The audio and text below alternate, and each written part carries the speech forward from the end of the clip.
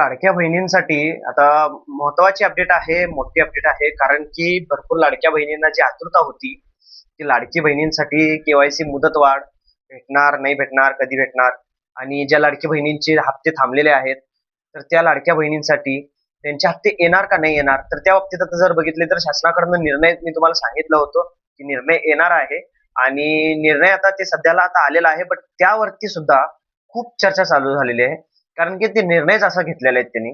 तर ह्या बाबतीत आता तुम्ही तुमचं कमेंट काय असेल, तुम्ही हे व्हिडिओ बघा आणि तुमचं ह्या बाबतीत काय मत असेल, तर तुम्ही मला कमेंट करून नक्की सांगा. कारण की ह्यामध्ये माझं मत जर बघितले तर सरासरी चुकीचं आहे हे सगळं. तर तुमचं काय मत असणार आहे तुम्ही कमेंट करून नक्की सांगा. तर ह्यामध्ये आता लाडक्या बहिणींनो, जे लाडकी बहीण ई-के-वाय-सी केलेलीच नाहीये, म्हणजे एकदा पण ई-के-वाय-सी केलेलीच नाही. ज्यांची ई-के-वाय-सी झाली होती, तरी त्या सुद्धा त्यांना हप्ता आलेला नाहीये.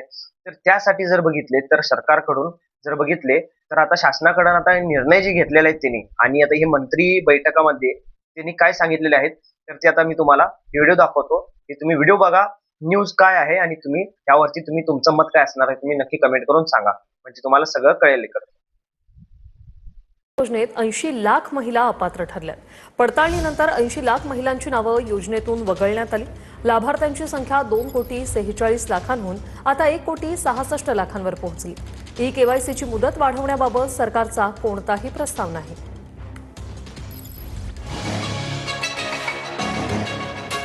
मुख्यमंत्री लाडकी बहीण योजनेत 80 लाख महिला अपात्र ठरल्या आहेत। मुख्यमंत्री लाडकी बहीण योजनेतील लाभार्थ्यांची संख्या 2,46,00,000वरून 1,66,00,000 पोहोचली आहे। लाडक्या बहिणींना ई केवायसी दुरुस्तीला 30 एप्रिल पर्यंत मुदतही देण्यात आली होती। मात्र 80 लाख लाभार्थी महिला अपात्र ठरल्या, त्यानंतर ती संख्या 1,66,00,000 आली आहे। ई केवायसीची मुदत वाढवण्यास सरकारचा नकार आहे। महिला आणि बालविकास विभागाकडून मुख्यमंत्री माझी लाडकी बहीण योजनाही चालवली जाते।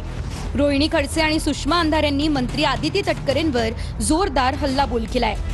फक्त आणि फक्त योजनेचं अपडेट देण्यापुरत्या त्या स्क्रीनवर दिसतात। अशा योजना अपडेट मंत्री आदिती तटकरे यांनी ज्या 80 लाख महिला ज्यांचं कपात संख्या केलेली आहे ते 144 कोटी रुपये याचं नेमकं आता भरपाई कोण करणार याचं उत्तर दिलं पाहिजे। मोठे मोठे पान भरून तुम्ही ॲडव्हर्टाइज देतायत, स्वतःची वाहवा करून घेतायत।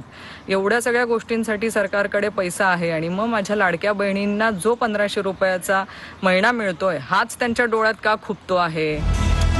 तर कुणी मायकाला आला तरी लाडकी बहीण योजना बंद होणार नाही असं उपमुख्यमंत्री शिंदेंनी म्हटलंय।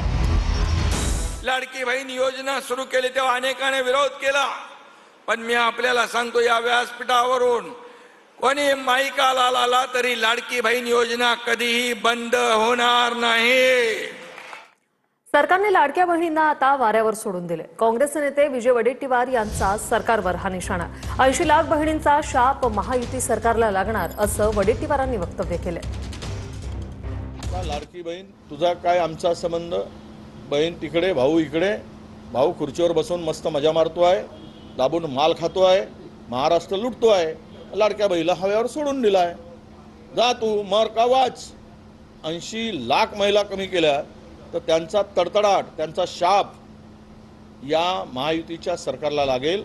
आणि असेच हे तडफडून ज्या महिलांचा श्राप फार मोठा असतो, ज्यावेळेस ती बोटं मोडून मनातून अंतःकरणातून श्राप देते ना, त्यावेळेस यांचा सत्यानाश झाल्याशिवाय राहणार नाही। तर 80 लाख लाडक्या बहिणींना लाडकी बहीण योजनेतून वगळलं। उद्या आणखी काही लाख महिलांना काही कारण दाखवून अपात्र केलं जाऊ शकतं अशी शक्यता जयंत पाटलांनी ट्विट करत वर्तवली। हळूहळू शासनाने ही योजना बंद केली तर फार आश्चर्य वाटणार नाही। जयंत पाटलांनी सरकारवर हा निशाणा साधलाय। शासनाने या योजनेचे आधीच नियोजन केलं असतं तर ही वेळच आली नसती असंही त्यांनी म्हटलंय।